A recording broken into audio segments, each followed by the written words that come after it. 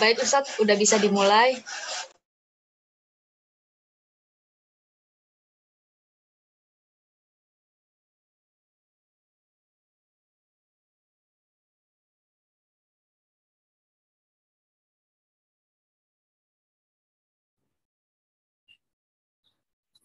Assalamualaikum warahmatullahi wabarakatuh.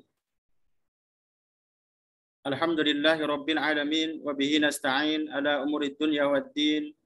Wassalatu wassalamu ala asyrafil anbiya'i wal mursalin sayyidina wa maulana Muhammadin wa ala alihi wa sahbihi ajma'in. Qalu subhanaka la ilma lana illa ma 'allamtana innaka antal alimul hakim.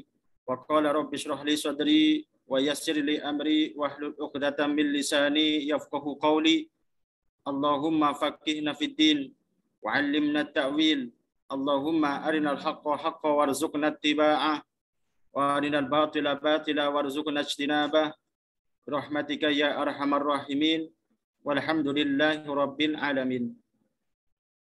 Sebelum kita mulai pengajian tasawuf pada sore hari ini, mari kita bersama-sama menghadiahkan Al-Fatihah buat Nabi kita, Nabi besar Muhammad Rasulullah sallallahu alaihi wasallam, dan buat para ulama, guru-guru kita. Mudah-mudahan dengan wasilah Al-Fatihah yang kita baca, apa yang kita kaji pada sore hari ini bisa menambah keimanan dan ketakwaan kita kepada Allah Subhanahu wa taala. Amin amin ya rabbal alamin. Wa ma nawaina min nawaya salihah ya rabbi haqiqha bi sirril Fatihah. A'udzu billahi minasy syaithanir rajim. Bismillahirrahmanirrahim. Alhamdulillahi rabbil alamin arrahmanir rahim maliki yaumiddin. Iyyaka na'budu wa iyyaka nasta'in ihdinas siratal mustaqim. Siratal ladzina an'amta 'alaihim ghairil maghdubi 'alaihim waladdallin. Rabbi ighfirli wa liwalidayya amin. Bismillahirrahmanirrahim. Para pemirsa kajian virtual yang dimuliakan oleh Allah Subhanahu wa taala, mudah-mudahan yang mengikuti kajian ini yang punya hajat Allah kabulkan hajat-hajatnya, yang punya banyak kesulitan Allah mudahkan kesulitan-kesulitannya, dan mudah-mudahan kita semuanya selalu dijaga oleh Allah dari bala, wabah dan juga musibah. Amin amin ya rabbal alamin. Para pemirsa yang dimuliakan oleh Allah Subhanahu wa taala, sore ini kita akan membahas tentang akhlak dan tasawuf, yaitu dengan tema bersungguh-sungguh dalam membersihkan hati dan juga membersihkan diri. Bismillahirrahmanirrahim. Dalam menjalani tasawuf ini tidak lepas dari yang namanya mujahadah dan juga tazkiyatun nafs. Jadi mujahadah adalah langkah awal dalam rangka menuju tasawuf. Kemudian setelah mujahadah itu nanti ada tazkiyatun nafs. Apa makna daripada mujahadah? Para ulama, terutama dari kalangan ulama sufi, telah mendefinisikan makna daripada mujahadah itu sendiri. Mujahadah itu diambil dari kata jahada yujahidu mujahadatan. Artinya bersungguh-sungguh. Dan dalam Islam ada 3 istilah yang diambil dari akar kata yang sama. Pertama yaitu jihad. Kalau jihad itu adalah bersungguh-sungguh memerangi musuh yang nyata, yaitu orang-orang kafir harbi, dengan cara berperang. Kemudian ada juga ijtihad. Ijtihad itu bersungguh-sungguh menggali ilmu pengetahuan yang kita miliki, bersungguh-sungguh mengkaji ilmu pengetahuan yang kita miliki, bersungguh-sungguh mengkaji intelektual yang kita miliki untuk menghasilkan sesuatu yang bermanfaat buat orang lain. Kemudian ada yang namanya mujahadah.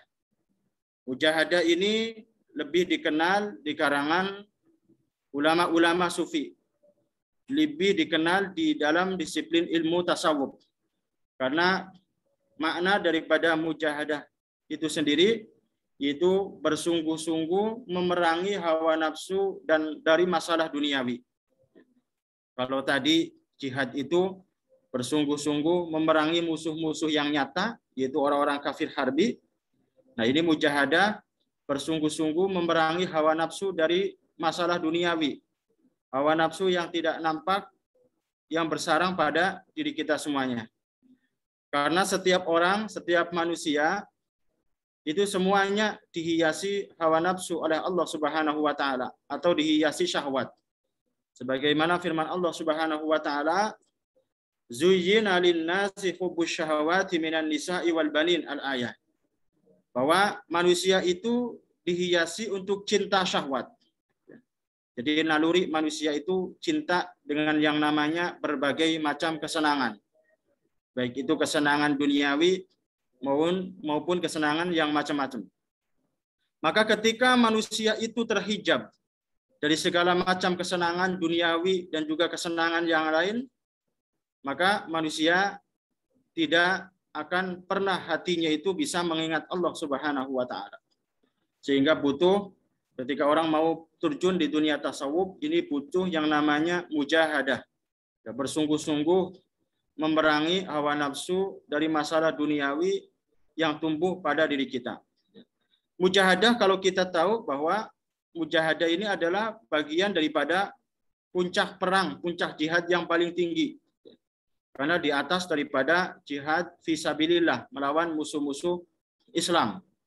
Sebab Nabi SAW ketika baru selesai dari perang, kemudian berkata kepada para sahabat, "Wahai sahabat-sahabatku, sekarang kita sudah selesai melaksanakan jihad kecil dan ada jihad yang paling besar, yaitu jihadun nafs, memerangi hawa nafsunya sendiri." Dari hadis Nabi tersebut bisa kita ambil kesimpulan bahwa mujahadah ini adalah perjuangan yang paling tinggi di atas daripada jihad fisabilillah. Kemudian bahkan mujahidnya, pejuangnya, mujahid, pejuang yang memerangi hawa nafsu, ini memiliki hakikat yang luar biasa di atas daripada mujahid atau pejuang yang memerangi musuh-musuh Islam atau kafir harbi. Sehingga Nabi SAW pernah bersabda dalam hadisnya, riwayat Imam Bukhari, "Al-mujahidu man jahada hawahu." Yaitu mujahid, pejuang, itu adalah mereka yang memerangi hawa nafsunya sendiri. Kemudian langkah yang kedua untuk menuju tasawuf itu adalah tazkiyatun nafas. Apa itu tazkiyatun nafas? Tazkiyatun nafas itu mensucikan diri dari berbagai macam kecenderungan buruk dan hewani serta menghiasinya dengan sifat-sifat terpuji. Kalau tadi mujahadah ini adalah upaya proses yang nanti akan terus berlanjut dan berlanjut. Karena setiap manusia ini pasti dihijab oleh hawa nafsunya sendiri.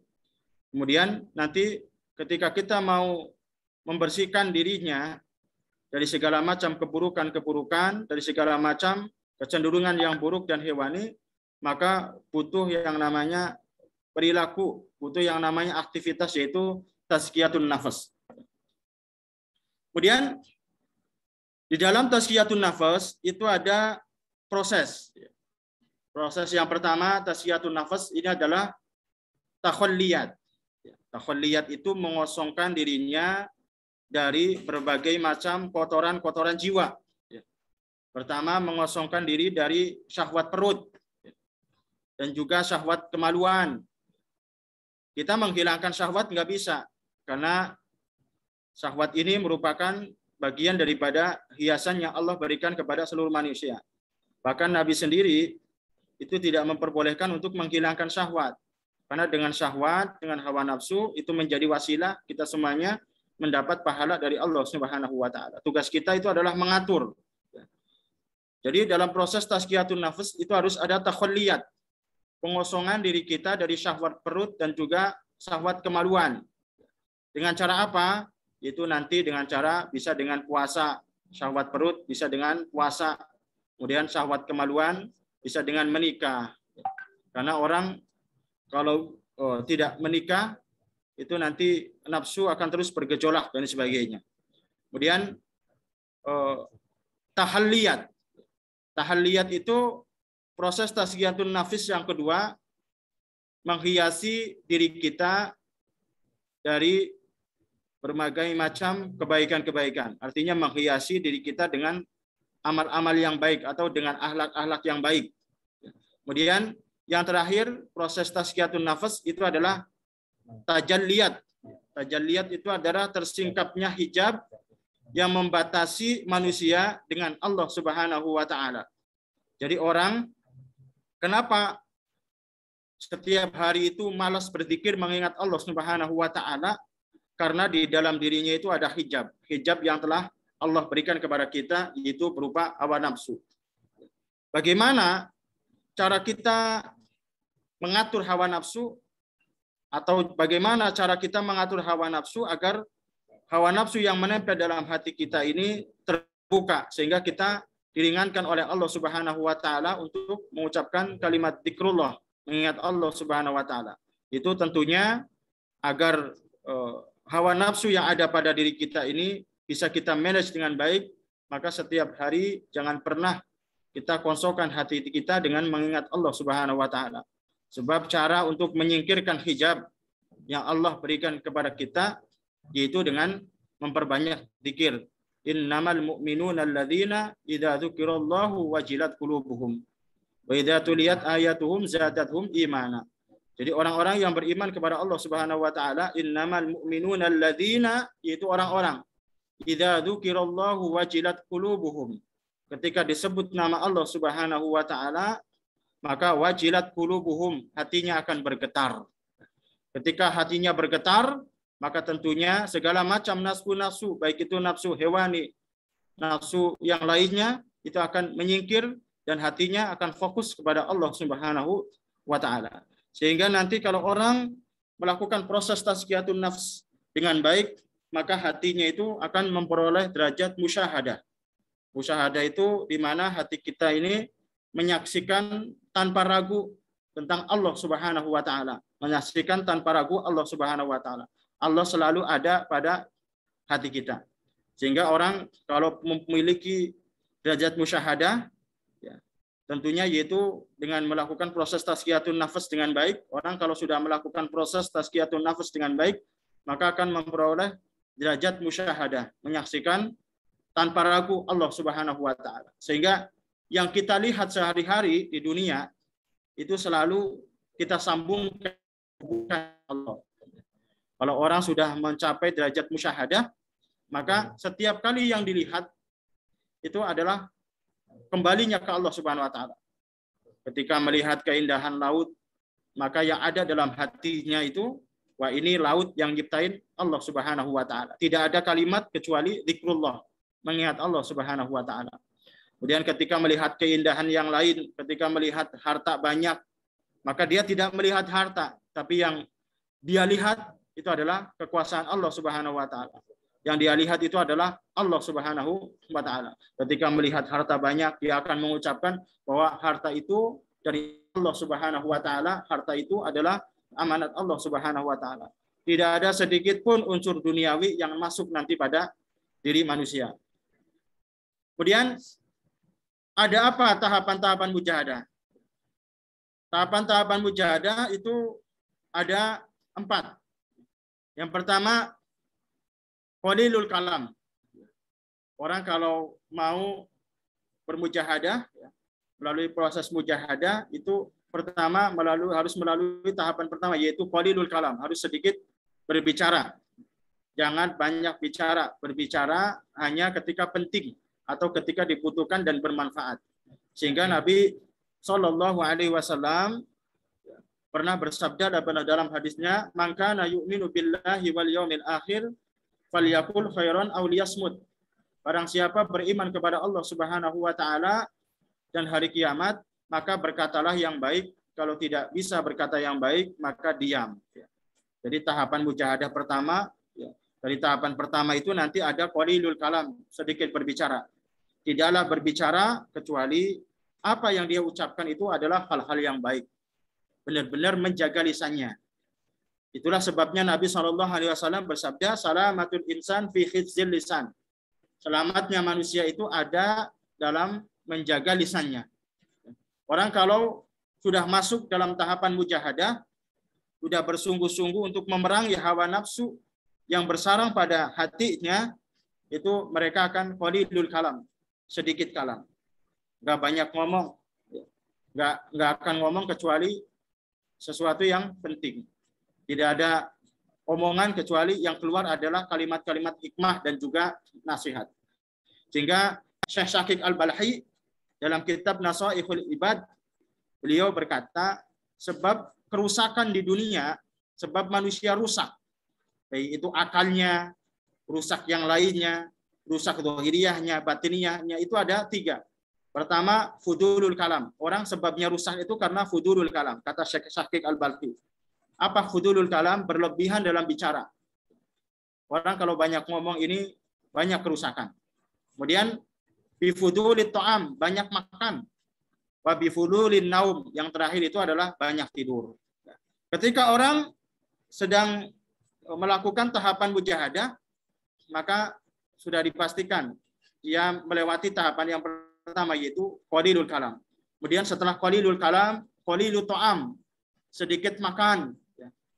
Bahkan tidak sedikit dari para ulama-ulama sufi itu dulu ini makannya ini sedikit, bahkan mereka habiskan hari-harinya ini untuk berpuasa, menjaga syahwat daripada perut. Para wali-wali, ulama-ulama zaman dulu yang menjalani tasawuf sebelum memperoleh derajat kewalian itu qalilut ta'am, sedikit makan. Bahkan tidak akan makan kalau benar-benar dia lapar. Qalilun naum. Kemudian di tahapan pertama itu ada sedikit tidur. Orang-orang yang lagi melalui tahapan mujahadah, bersungguh-sungguh untuk memerangi hawa nafsunya, dia akan berusaha untuk menghancurkan atau berusaha untuk menepis syahwat daripada matanya. Itu qalilun naum, dengan sedikitnya tidur. Sehingga di dalam kitab-kitab mu'tabar sering kita baca, para ulama-ulama zaman dulu ini tidurnya itu sedikit. Tidurnya dikit. Ada yang tidur hanya beberapa menit, mereka habiskan waktunya itu untuk mengingat Allah Subhanahu wa taala. Tentunya mereka-mereka ini yang hidup sezaman dengan ulama-ulama sufi zaman dulu atau salafus saleh, ini berbeda dengan kita yang hidup zaman sekarang. Kalau kita mujahadahnya itu sulit untuk qalilun naum. Kadang-kadang mujahadahnya kita untuk qalilun naum ini berat. Mungkin nanti kita punya mujahadah sendiri karena merasa kesulitan melewati tahapan yang pertama, yaitu qalilun naum, sedikit tidur. Kemudian di tahapan pertama itu adalah ada uzlah. Uzlah itu menyendiri dari keramaian, kemudian mengisi hari-harinya untuk zikrullah, mengingat Allah Subhanahu wa taala. Kemudian tahapan kedua dari mujahadah itu luzumus sukut. Luzumus sukut itu lebih banyak diam. Diam di sini bukan diam tanpa manfaat. Orang-orang yang melakukan tahapan-tahapan mujahadah itu mereka akan luzumus sukut, lebih banyak diam. Kemudian hatinya selalu mengingat Allah Subhanahu wa taala. Setelah luzumut sukut nanti ridho bil qut. Selalu menerima apa yang diberikan oleh Allah Subhanahu wa taala tanpa protes sedikit pun. Jadi orang-orang mujahid-mujahid, orang-orang yang melakukan mujahadah itu selalu ridho terhadap pemberian Allah Subhanahu wa taala. Meskipun secara zahiriyah sedikit, tapi karena dengan didasari ridho dan qanaah, maka akan kelihatan banyak. Kemudian mujahadatum fil haya, bersungguh-sungguh dalam menghadapi kehidupan, yaitu bersungguh-sungguh beribadah kepada Allah Subhanahu wa taala. Kemudian tahapan ketiga orang-orang yang melakukan mujahadah itu yang pertama dari tahapan ketiga itu ada mati merah. Mati merah itu adalah kemampuan memerangi godaan setan. Jadi nanti orang kalau melakukan mujahadah itu harus melalui tahapan yang ketiga, yaitu mati merah. Mati merah itu kemampuan untuk memerangi godaan setan. Yaitu dengan tentunya tiada lain bukan dengan banyak mengingat Allah Subhanahu wa taala. Kemudian yang kedua mati hijau. Kemampuan menahan diri dari kebiasaan-kebiasaan buruk. Orang kalau sedang melakukan tahapan mujahadah itu nanti harus melalui tahapan ketiga, yaitu proses mati hijau, kemampuan menahan diri dari kebiasaan-kebiasaan buruk.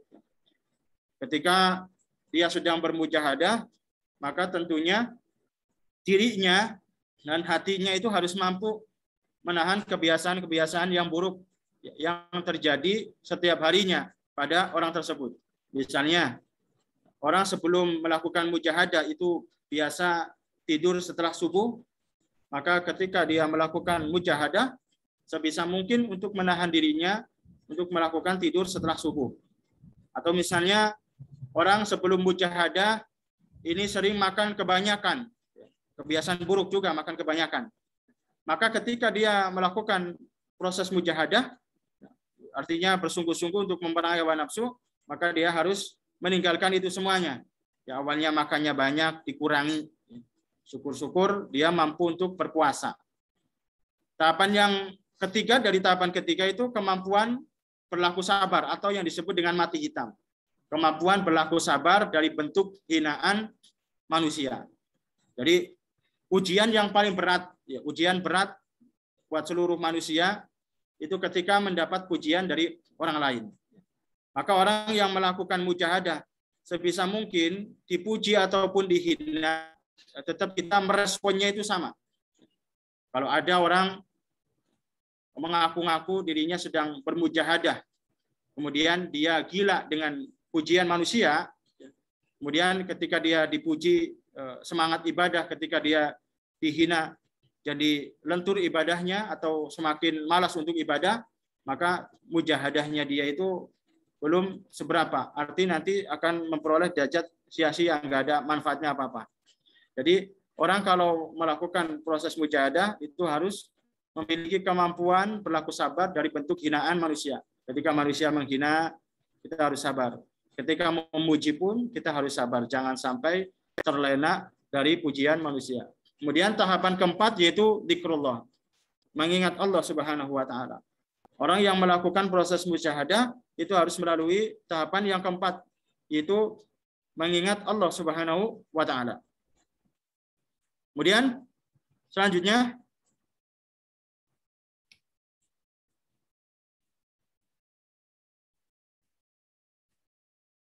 dampak daripada mujahadah.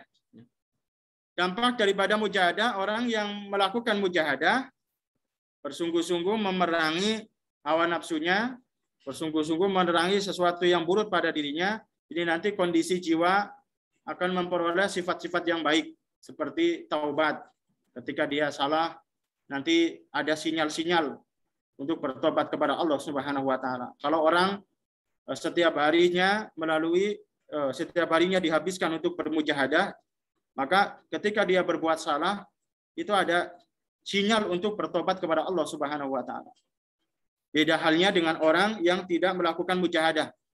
Ketika dia berbuat salah, maka malas untuk bertobat kepada Allah Subhanahu wa taala.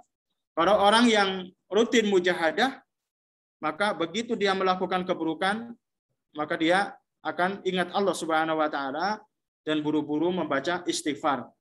Kemudian bertobat kepada Allah Subhanahu wa taala.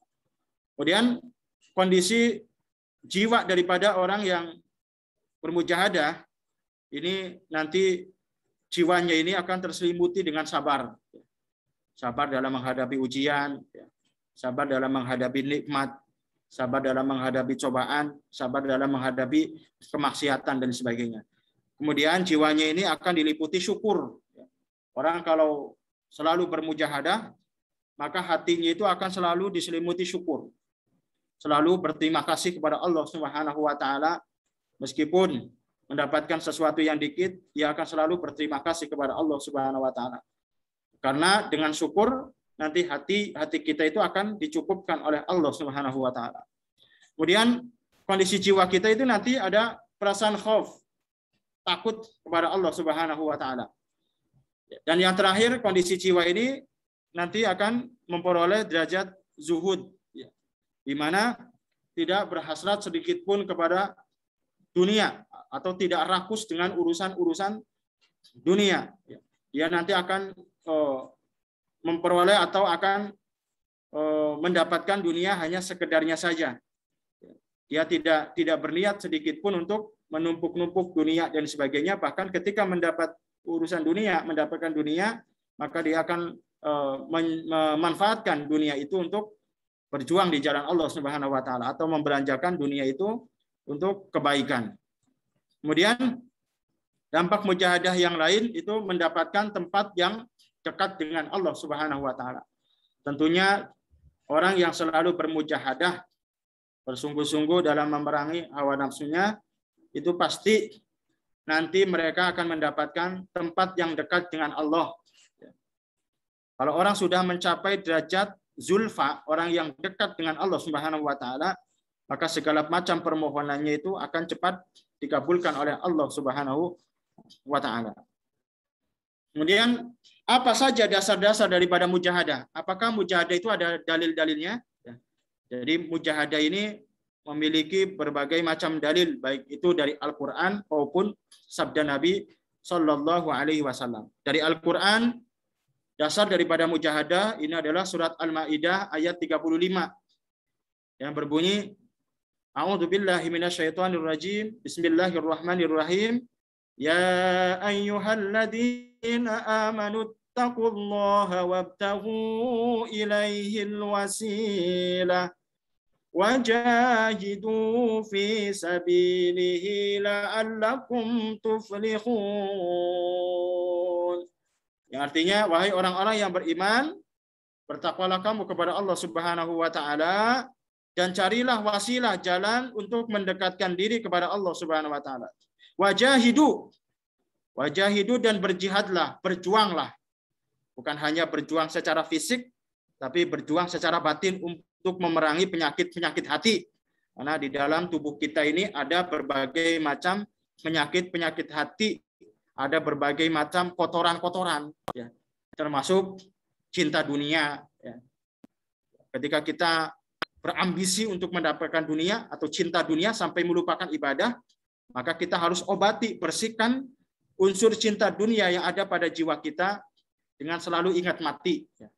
Jadi cara daripada menghilangkan atau cara daripada mengatur syahwat cinta dunia yang ada pada diri kita itu dengan selalu ingat mati. Kalau ingat mati, fa insyaallah ya hati kita ini akan selalu ingat Allah Subhanahu wa taala, kemudian menganggap bahwa dunia itu nggak ada apa-apanya. Sehingga kalau sudah menganggap dunia itu nggak ada apa-apanya dan dunia itu nanti bakal sia-sia dan fana, rusak, tidak ada yang diingat kecuali Allah Subhanahu wa taala. Kemudian orang kalau hatinya dirasuki cinta dunia, maka buru-buru bertobat kepada Allah. Kemudian buru-buru melakukan zuhud, artinya tidak rakus dengan urusan dunia. Allah Subhanahu wa taala di surat Al-Maidah memerintahkan kita untuk berjihad, berjuang di jalannya. Dan nanti jaminan daripada orang yang bertakwa, kemudian mencari wasilah dan berjihad di jalan Allah Subhanahu wa taala, baik jihad fisik maupun dengan jihad batin, maka akan memperoleh keberuntungan dari Allah Subhanahu wa taala. Kemudian di dalam jiwa kita bukan hanya kotoran cinta dunia saja.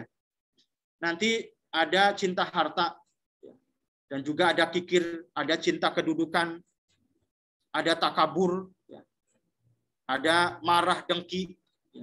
Sehingga Nabi Shallallahu alaihi wasallam itu mewanti-wanti kepada para sahabat, bahkan beliau pernah menyampaikan satu hadis bahwa laisa syadidu bisyur'ati innama syadidul ladzi yamliku nafsahu indal ghadab.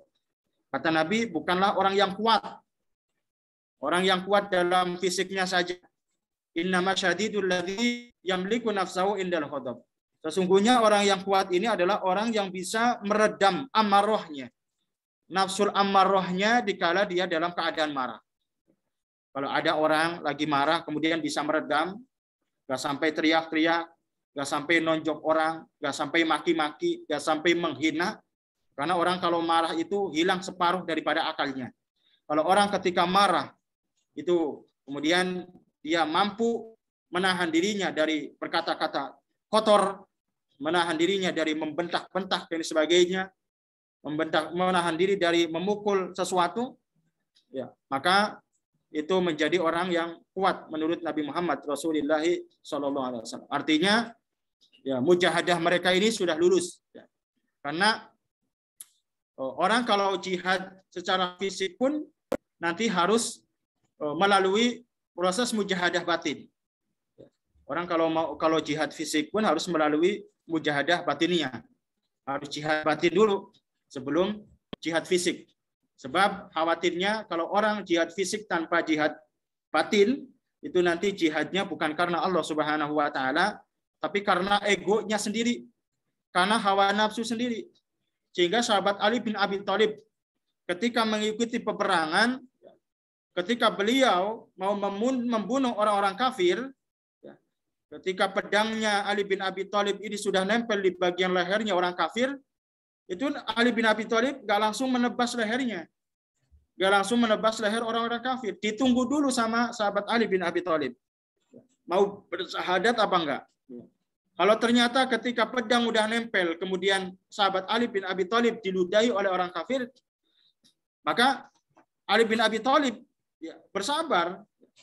Artinya ketika ada orang kafir nih, ada orang kafir udah nempel pedangnya Ali bin Abi Thalib di bagian lehernya, tapi malah meludah Ali bin Abi Thalib, sahabat Ali bin Abi Thalib. Sahabat Ali bin Abi Thalib sudah benar-benar sabar. Makanya sahabat Ali bin Abi Thalib ini beliau sahabat yang ketika jihad fisabilillah itu beliau juga sudah melalui mujahadah batiniyah. Jadi sudah melalui proses pembersihan hati, tazkiyatun nafas, dan juga upaya-upaya untuk memerangi hawa nafsu yang ada pada dirinya sendiri. Sehingga ketika dihina atau dicaci maki atau diperlakukan oleh orang-orang kafir, dia tidak menerima dengan egonya. Karena beliau sudah siap semuanya. Segala sesuatunya itu kembali kepada Allah Subhanahu wa taala. Kemudian dasar yang kedua dari mujahadah ini adalah surat Al-Ankabut ayat 69. Walladzina jahadu fina lanahdiyannahum subulana wa innallaha lama'al muhsinin. Jadi firman Allah Subhanahu wa taala, orang-orang yang berjihad untuk mencari keridhaan kami, lanahdiyannahum subulana, maka benar-benar pasti kami akan tunjukkan mereka jalan-jalan.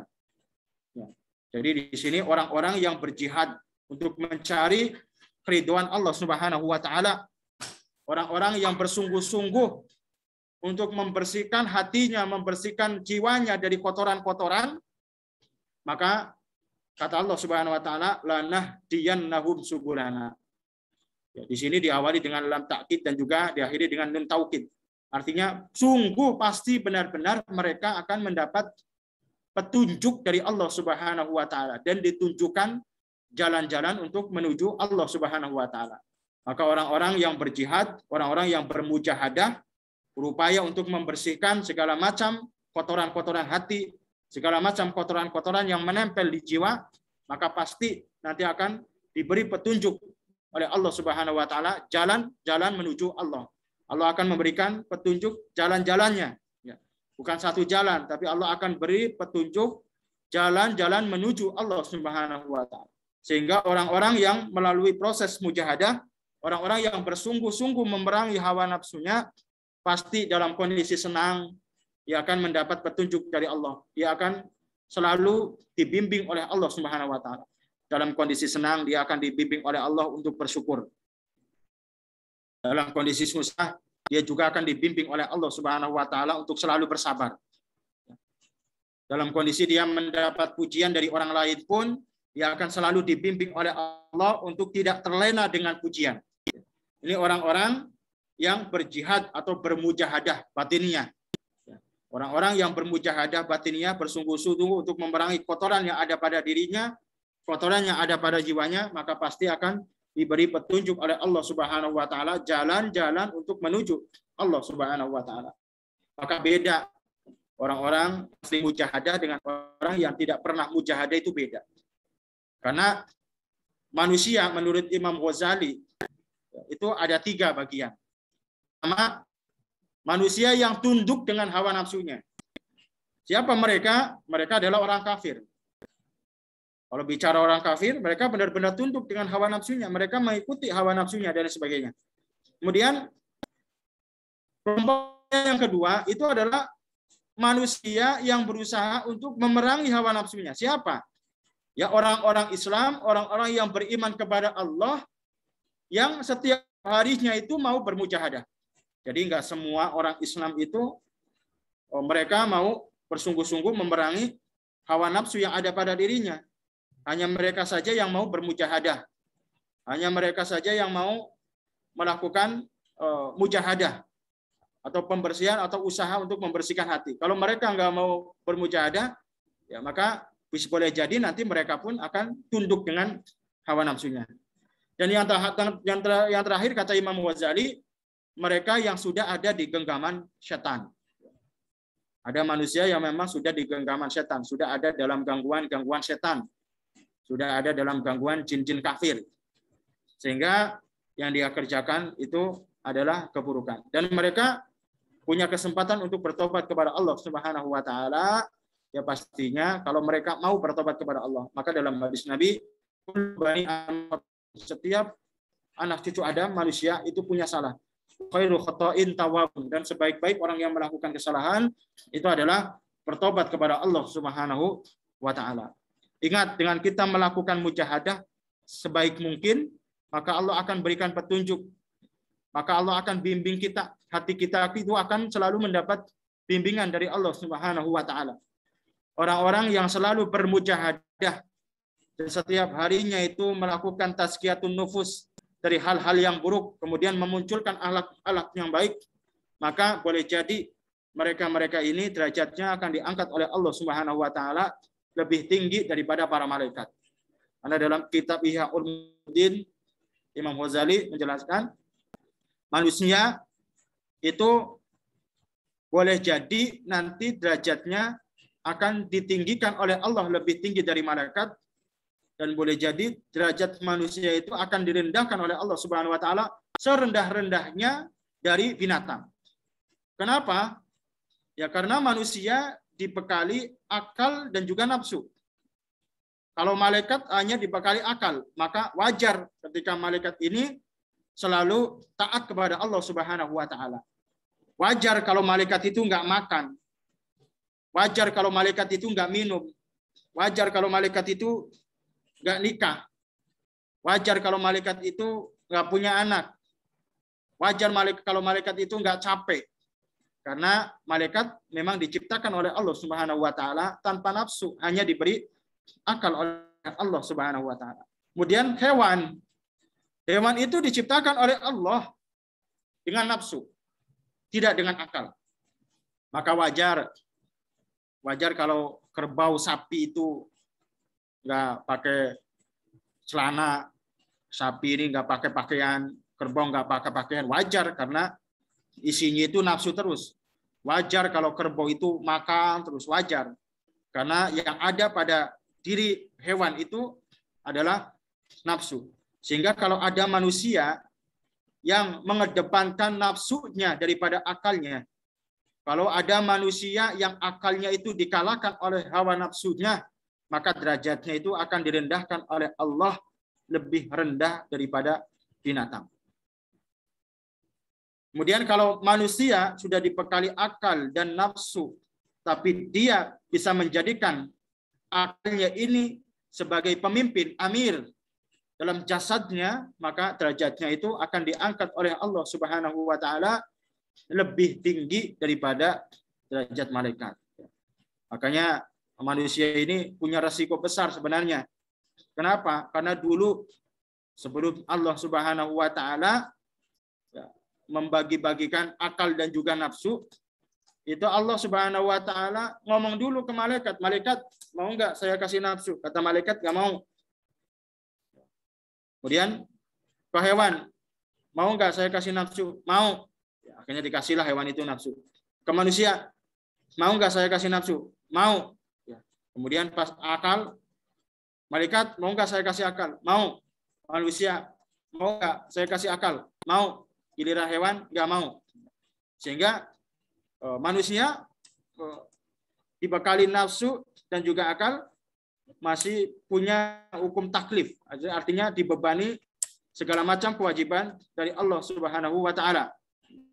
Tapi itu tadi tetap dibekali nafsu oleh Allah Subhanahu wa taala sehingga punya keinginan-keinginan yang macam-macam, keinginan punya harta, keinginan punya ini, keinginan punya kedudukan dan sebagainya. Kemudian kadang-kadang di hatinya itu diselimuti rasa sombong, ya, takabur, sehingga boleh jadi dengan nafsu itu akalnya tertutup, sehingga dengan akalnya tertutup maka derajatnya itu akan direndahkan oleh Allah Subhanahu wa taala. Kemudian dalil yang ketiga dari mujahadah ini adalah surat Al-Hajj. Artinya, dan berjihadlah kamu pada jalan Allah Subhanahu wa taala dengan jihad yang sebenar-benarnya, haqqa jihadi. Dengan jihad yang sebenar-benarnya itu bukan hanya angkat senjata doang, tapi dibuka melalui proses mujahadah dulu. Dibersihkan hatinya dulu, mujahadah dulu, sholatnya yang rajin, sholat subuhnya berjamaah, sholat 5 waktunya berjamaah. Maka kalau ada orang berkuar-kuar jihad, kuar-kuar ayo jihad, tapi sholatnya nggak mau, ya itu perlu dipertanyakan jihadnya. Jangan-jangan jihadnya itu bukan karena Allah Subhanahu wa taala. Sehingga Allah Subhanahu wa taala berfirman dalam Al-Qur'an, wajahidu fi wajahidu fillahi haqqa jihad. Dan berjihadlah kamu pada jalan Allah dengan sebenar-benar jihad. Artinya bukan hanya fisiknya yang kuat saja ketika kita mau jihad, tapi hatinya juga dari berbagai macam sifat-sifat yang buruk. Dan dia telah memilih kamu dan dia sekali-kali tidak menjadikan untuk kamu dalam agama suatu kesempitan. Ikutilah agama orang tuamu Ibrahim alaihissalam. Dialah Allah telah menemui kamu sekalian orang-orang muslim dari dahulu. Dan begitu pula dalam Al-Quran ini, supaya Rasul itu menjadi saksi atas dirimu, dan supaya kamu semua menjadi saksi atas segenap manusia, maka dirikanlah sholat, tunaikanlah zakat, dan berpeganglah kamu pada tali agama Allah Subhanahu wa taala, karena Allah adalah pelindungmu. Dan Allah Subhanahu wa taala adalah sebaik-baik pelindung dan sebaik-baik penolong. Ini dasar daripada mujahadah atau dalil-dalil daripada mujahadah. Kemudian ada dalil mujahadah dalam hadis Nabi Muhammad Rasulullah Shallallahu Alaihi Wasallam. Itu tadi di pembuka saya sebutkan Nabi Shallallahu Alaihi Wasallam ini selesai perang berkata kepada para sahabat, kita ini baru menyelesaikan jihad kecil. Ada jihad yang paling besar yaitu jihadun nafsi. Melawan hawa nafsu kita, melawan ego kita, melawan kesenangan-kesenangan kita dari duniawi. Itu adalah jihadul akbar. Jihad yang paling besar.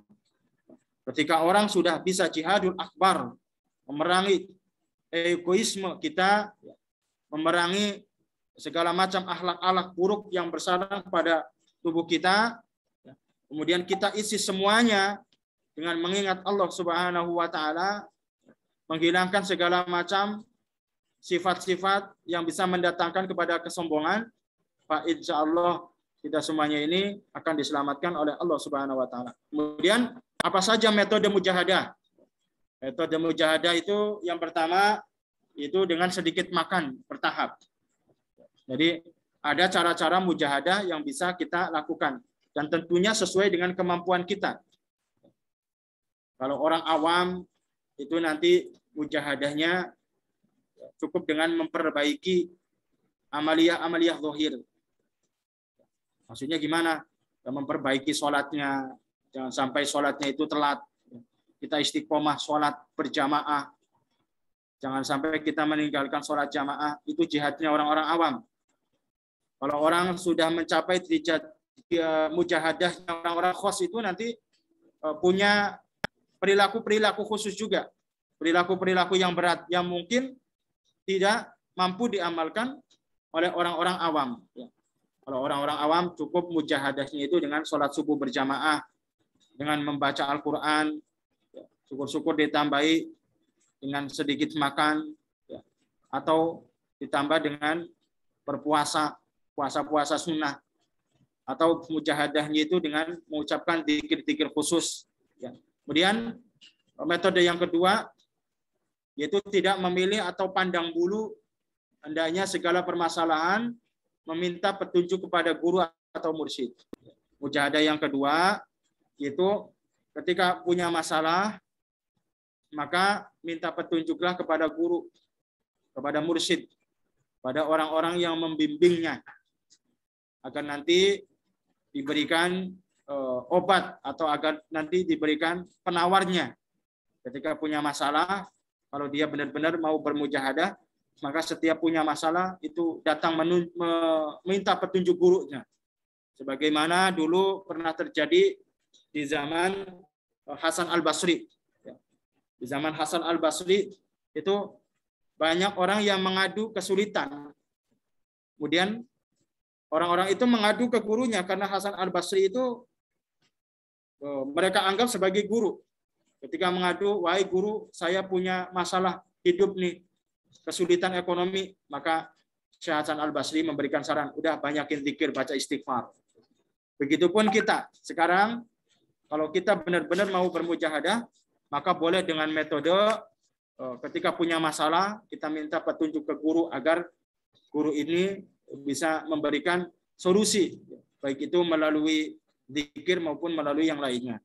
Kemudian metode yang ketiga, mujahadah, yaitu dengan berkhalwat. Menyendiri tentunya, bukan hanya duduk saja, tapi mengisi diamnya itu untuk banyak mengingat Allah Subhanahu wa Ta'ala. Dan juga dengan berpuasa. Terus kemudian dengan berzikir, zikrullah, mengingat Allah Subhanahu wa Ta'ala. Dan orang kalau berkhalwat itu nanti tidak lepas daripada mengucapkan istighfar, mengucapkan kalimat la ilaha illallah, dan juga membaca sholawat kepada Nabi Muhammad Rasulullah Sallallahu Alaihi Wasallam. Itu metode mujahadah yang bisa kita kerjakan di zaman sekarang, dan tentunya metode-metode ini sesuai dengan kemampuan kita. Kalau kita mampu bermujahadahnya dengan istiqomah jamaah, maka bermujahadahlah dengan keistiqomahan jamaah. Karena yang dinilai dalam mujahadah itu adalah keistiqomahannya. Bukan kuantitasnya, bukan jumlahnya, tapi kualitasnya. Ketika kita mau bermujahadah dengan sholat witir, maka sholat witirlah istiqomah meskipun dengan 1 rakaat. Yang dinilai dalam mujahadah itu seberapa kita bisa istiqomah.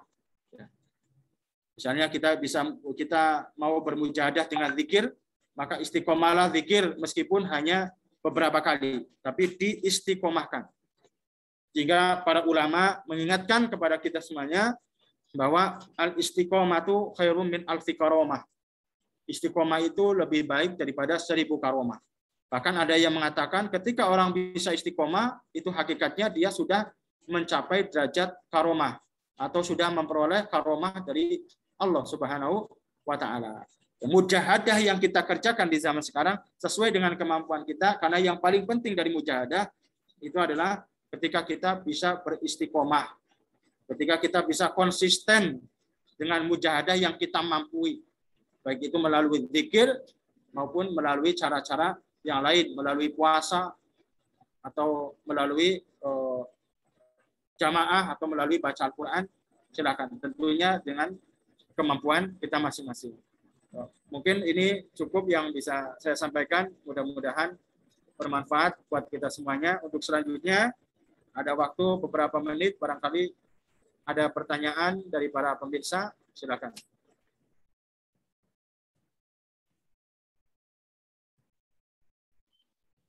Assalamualaikum, Pak Ustadz. Waalaikumsalam. Mau tanya,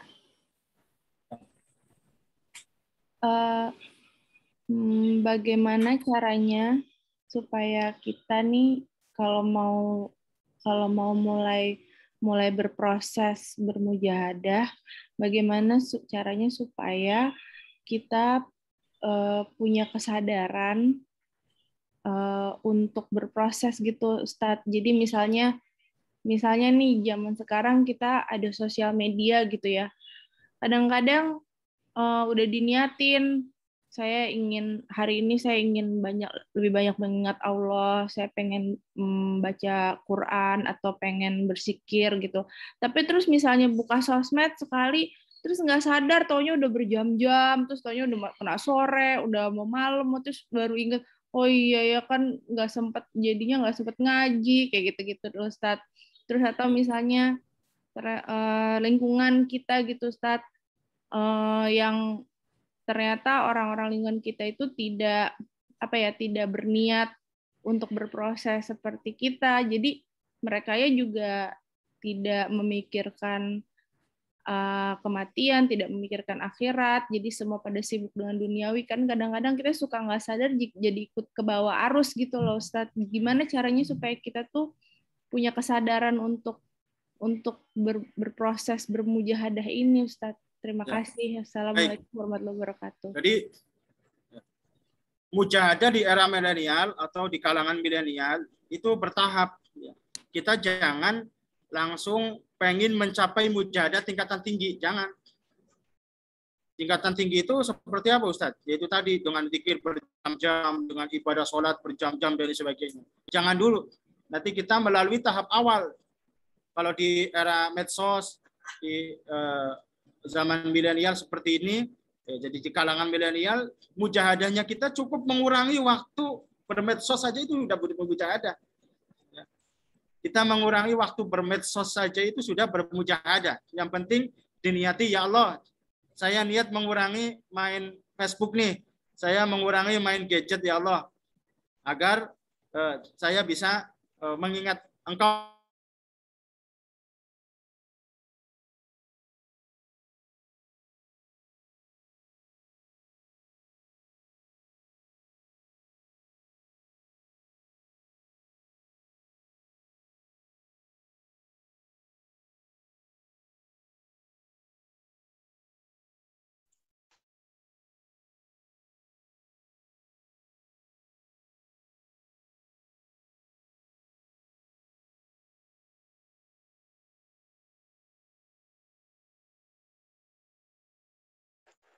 Assalamualaikum, Ustaz.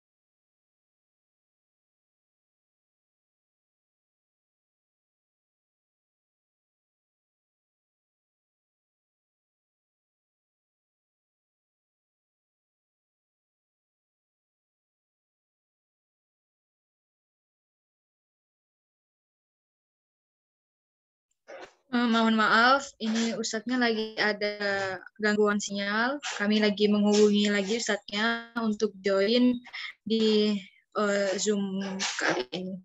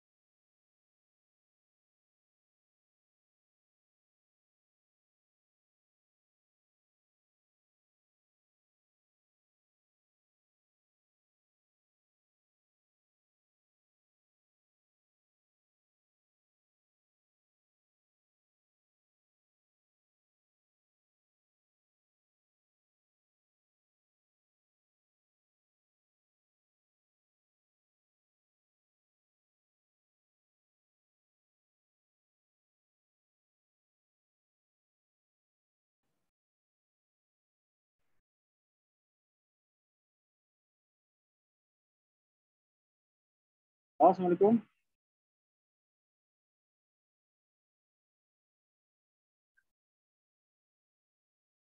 Mati tim.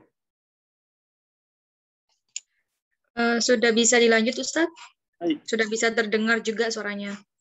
Baik. Jadi saya ulangi, untuk memulai mujahadah ini harus dari dasar dulu. Jadi jangan kita ngarep langsung ke tingkatan yang paling tinggi. Dan untuk di kalangan milenial, mujahadahnya ketika sudah demam gadget dan sebagainya, maka cukup mengurangi waktu saja itu sudah dikategorikan sebagai mujahadah. Yang penting diniati untuk mujahadah.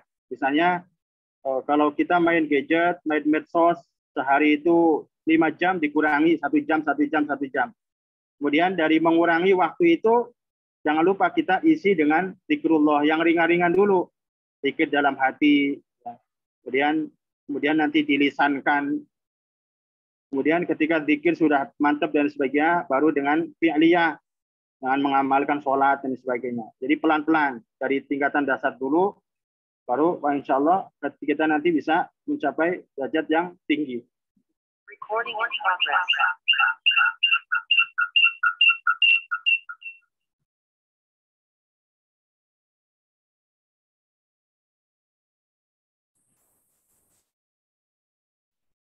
Baik, ada lagi silakan.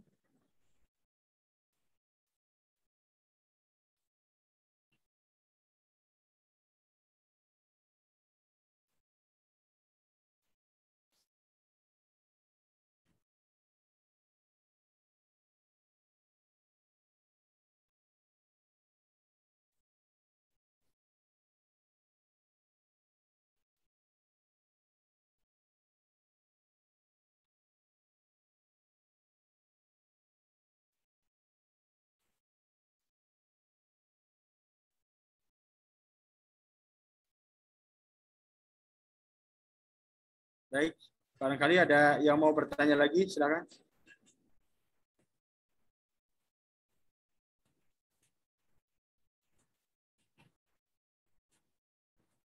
Kalau nggak ada, mari kita tutup dengan bersama-sama berdoa kepada Allah Subhanahu wa taala. Oh, ini ada lagi nih. Ustadz, bagaimana cara agar kita terus istiqomah dalam berzikir dan ibadah-ibadah lainnya? Ini pertanyaan sudah tingkatan tinggi nih. Biasanya kalau orang-orang di tingkatan awal yang hanya ngejalanin syariat itu nanya masalah dalilnya saja. Ini bagaimana cara agar kita terus istiqomah dalam berzikir dan ibadah-ibadah yang lain. Caranya agar kita selalu beristiqomah zikrullah, mengingat Allah Subhanahu wa taala. Ya, kita harus mengingat kematian. Karena cara dengan mengingat kematian itu kita nanti akan beristiqomah zikrullah, mengingat Allah Subhanahu wa taala dan juga ibadah-ibadah lain. Caranya harus selalu ingat mati, itu aja. Insya Allah kita bisa beristiqomah. Kemudian cara yang kedua, menjaga makanan kita dari makanan-makanan yang haram. Baik itu haram secara dzati maupun haram secara kasbi. Orang tidak akan pernah mencapai derajat istiqomah. Orang tidak akan pernah bisa melakukan istiqomah kalau makanan yang dimakan itu dari makanan yang haram, baik itu haram kasbi maupun haram dzati. Haram kasbi itu apa, Ustaz? Haram kasbi itu proses mendapatkannya itu dengan cara-cara yang haram. Misalnya kita tahu bahwa beras itu halal. Kalau cara mendapatkan beras itu dari duit-duit yang diharamkan, maka nanti makanan yang kita makan juga ikut haram. Atau misalnya haram dati. Haram dati itu yang memang wujudnya itu sudah haram. Biasanya kalau umat Islam itu haramnya bukan haram dati yang dimakan, tapi haramnya haram kasbi. Ya. Kalau secara zat halal, tapi karena proses mendapatkannya itu dengan cara-cara yang haram, maka dengan itu nanti kita sulit untuk beristiqomah zikrullah dan juga beristiqomah ibadah kepada Allah Subhanahu wa taala. Jadi cara yang kedua, di samping ingat mati, itu kita jaga makanan kita. Kita jaga makanan kita dari perkara-perkara yang haram dan juga perkara-perkara yang subhat. Kalau kita mau benar-benar mujahadah, bukan hanya menghindari dari perkara yang haram saja perut kita, tapi juga dari perkara-perkara yang subhat. Perkara-perkara antara halal dan juga haram yang belum jelas. Misalnya ada makanan yang belum jelas, jangan dimakan. Karena nanti itu menjadi sebab kita untuk sulit untuk istiqomah beribadah kepada Allah Subhanahu wa taala. Jadi ada dua cara kita supaya beristiqomah ibadah dan juga istiqomah zikir. Yang pertama yaitu ingat mati. Yang kedua, jaga perut kita dari perkara-perkara yang haram. Karena yang mempersulit kita untuk istiqomah itu masuknya hal-hal yang haram pada tubuh kita. Semakin sering kita makan makanan yang haram, maka akan sulit istiqomah. Hawanya kita itu malas untuk beribadah kepada Allah Subhanahu wa taala. Sehingga yang namanya iman itu menurut para ulama sebagaimana dalam kitab Tangkiul Qaul, iman manusia itu yazid wa yanqus, kadang-kadang bertambah, kadang-kadang berkurang. Kapan iman manusia bertambah? Ya kalau rajin ibadah. Bagaimana biar kita rajin ibadah? Ya tentunya makanan yang kita makan itu harus dijaga. Itu pilih makanan-makanan yang halal secara zatnya dan juga halal secara proses mendapatkannya. Halal kasbinya juga harus diperhatikan, halal datinya juga harus diperhatikan. Jangan sampai perut kita kemasukan haram dati dan juga haram kasbi. Kalau perut kita terjaga dari hal-hal yang haram, maka kita bisa istiqomah. Istiqomah itu kelezatan yang sangat luar biasa. Kelezatan yang sangat luar biasa. Karena tidak semua orang bisa memiliki istiqomah. Sehingga para ulama mengatakan istiqomah itu bagian daripada karomah. Jadi untuk kita bisa istiqomah, macam-macam ibadah, jaga perut kita dari perkara-perkara yang haram dan juga perkara-perkara subhat, dan juga selalu ingat mati. Ada lagi silakan.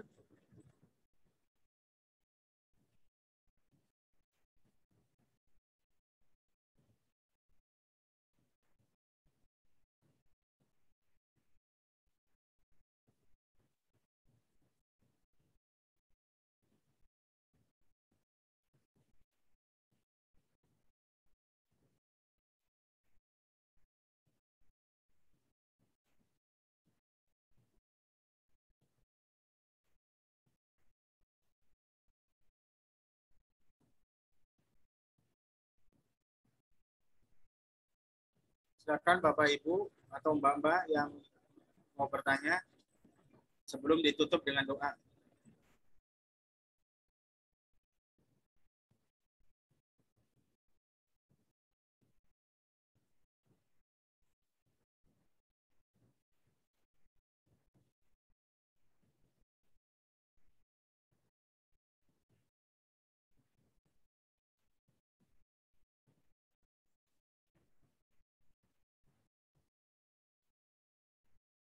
Baik, kalau nggak ada yang bertanya lagi, mari kita tutup pengajian virtual pada sore hari ini dengan meminta kepada Allah Subhanahu wa taala agar diberi kemanfaatan. Amin amin ya rabbal alamin. Al-Fatihah. A'udzubillahi minasyaitonir rajim. Bismillahirrahmanirrahim. Alhamdulillahirabbil alamin arrahmanir rahim maliki yaumiddin. Iyyaka na'budu wa iyyaka nasta'in. Ihdinas siratal mustaqim. Siratal ladzina an'amta 'alaihim ghairil maghdubi 'alaihim waladdallin. Rabbi firli wa liwalidayya amin. Allahumma shalli ala sayyidina Muhammad wa ala ali sayyidina Muhammad walhamdulillahi rabbil alamin. Allahumma anfa'na bima 'allamtana wa 'allimna ma yanfa'una. Allahumma ij'al jam'ana hadha jam'an marhuma waj'al tafarruqana min ba'dihi tafarruqan ma'suma. Rabbana atina fid dunya hasanah wa fil akhirati hasanah wa qina adzabannar. Walhamdulillahi rabbil alamin. Terima kasih saya sampaikan kepada kru Cari Ustadz, mudah-mudahan selalu diberkahi oleh Allah Subhanahu wa taala dan para pemirsa yang ikut berpartisipasi hadir di pengajian virtual, mudah-mudahan selalu dijaga oleh Allah dari bala, wabah dan juga musibah. Akhirul kalam, wallahul jazil al-hadi ila aqwamis sabil. Wassalamualaikum warahmatullahi wabarakatuh.